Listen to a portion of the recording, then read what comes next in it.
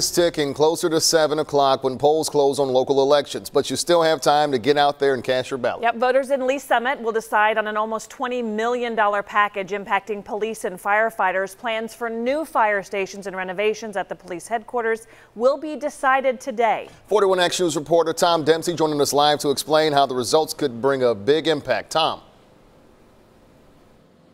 Yeah, that's right, Kevin. Lee Summit dedicated fire station number 4 that you see behind me all the way back in 1977. And if today's ballot measure passes, this fire station will be replaced by a brand new one.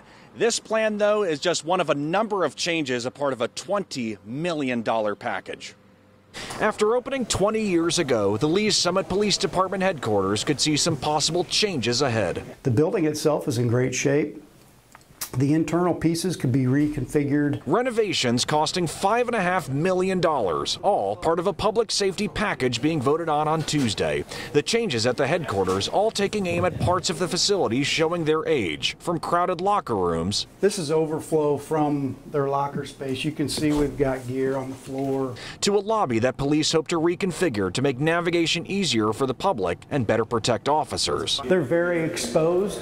This area is somewhat of a melting pot, if you will, for the public. We can have suspects and victims, witnesses in here all at the same time. The package totals almost $20 million and would also go towards almost 150 new police body cameras, a new ladder truck, and 2 brand new fire stations. We did strategic planning this year and with our citizens, and it was the top of the list. You know, schools, of course, were important. Parks, they love our parks, but let me tell you what was number 1: public safety. With the city paying for the measure through bonds and not tax increases, Mayor Bill Barrett says the potential changes could bring a big impact to the growing city. We're not that sleepy suburb anymore. We've got a lot of businesses coming here, and that also puts a strain on public resources. A public safety measure possibly bringing plenty of upgrades, with Lee Summit voters making their decision known on Tuesday.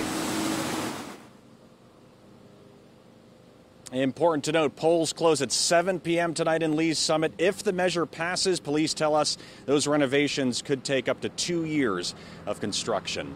Live in Lee's Summit, I'm Tom Dempsey, 41 Action News. Now on the ballot today, an Independence Proposition P. If passed, online sales tax would increase by 2.25%.